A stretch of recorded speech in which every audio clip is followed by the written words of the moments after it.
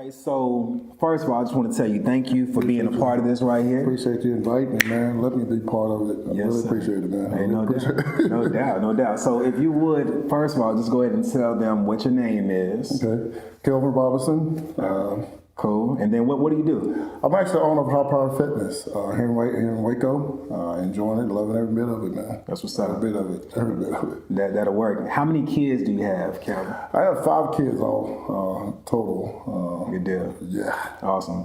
Age range, just so we kind of know, just the age range. The age range from 30 to 18. Hey, come on now. Yeah. Awesome. So let me ask you this first question. I have 4 questions I'm going to ask you. So the first question, what does fatherhood mean to you? It's kind of like taking some clay, man, and molding it into what you think it can be.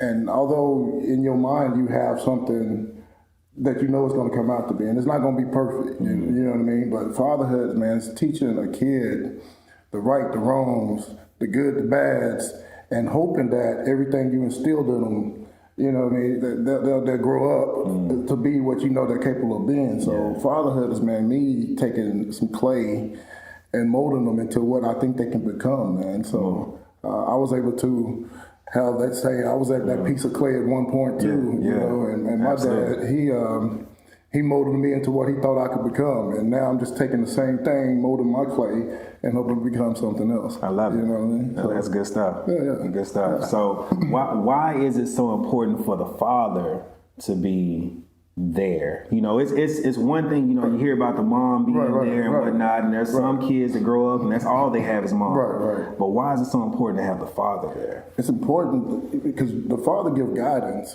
You know what I mean? You have the guidance, man. It's just something like the laws of the land. There's laws that you have to abide by. There's rules and regulations that you have to abide by. So the father can come in and he can make those rules and those regulations and guide that kid up to what he's possible of becoming. You know what I mean? Yeah. So it's important that the dad is in the family. Whether he have a daughter, whether he have a son, he has to be there to give that kid that guidance. You know, he has to be the one like, don't do that. Yeah. You know, you're gonna burn your finger. Yeah. Hey, go ahead and do that. Hey, that was good. Do that again. Make that better. You know, so you need the father in the family, man, to guide, to help mold that kid. You know, I'm a firm believer in that. That's good. Know? That's good. So you had mentioned your father and how he had took you as clay and began to mold you, and now you're doing the same thing. What's one thing specifically that you take that your father had passed on to you, now you take into your fathering, or have taken? It's taking care of the kids. You know, I know you and I talk, but my dad, my biological father, I don't know that guy. You know, if he was to walk in here right now, I wouldn't know who he is. Yeah. But my dad, I call him Daddy, he's a noun, you know, he showed action. So when he came to my life at 5 years old, man, he showed me, you do this, you do that. Man, was I bad? Oh yeah. Was I good sometimes? Oh yeah. But man, he was always there. He was always there, no matter, man, how mad he was, how tired he was, how frustrated he was. He was always there every day, man. And like, it's important that I mimic what he did and then add tax onto it. So now my kids, they got to mimic what I do, and they got to add tax onto it with their kids. You know what I mean? And my grandkids, they got to do the same thing. So, I love it, so that dad has to be there, man. Yeah. Dad has to be there, man. Has to be there. No doubt. No doubt. Well, what has been the biggest lesson that you've gained since being a father? You know, I think I tried to help. I tried to do what a lot of stuff that my dad did, man, and it didn't always come out right. You know what I mean? So now I've got to learn that, you know, some of the stuff that Dad was doing back then, you know, it's new technology out now. You know what I mean? So everything is a little bit different. So I got to always sometimes keep in mind, like, well, it worked for Daddy then, but it might not work right now. You know what I mean? Like, for example, I was real strict on my first daughter, my oldest daughter. You know, I was real, you ain't doing this, you ain't going. And sometimes she rebelled, you know what I mean? But I should have listened a lot of times to some of the stuff that she was telling me, because to me it was like, no, yes. Dad can nope. know? Daddy, can I? Yes, Daddy, can I know?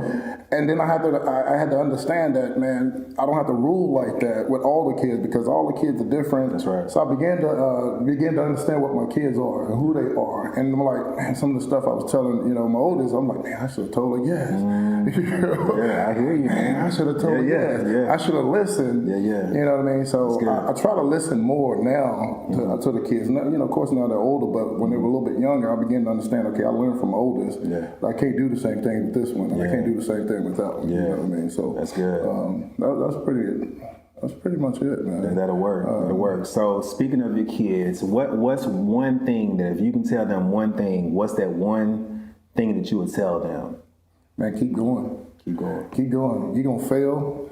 Man, you're gonna fall. Well, I mean, I got so many sores on my butt from falling down to the ground. Come on. But each time I fell down, man, I got up. Yeah. Each time, it didn't go my way, I didn't give up. You know what I mean? So that's one thing that I really try to show the kids. And not just my kids, but any kid that come in contact with me, man, you're not gonna get it the first time. Right. I don't mean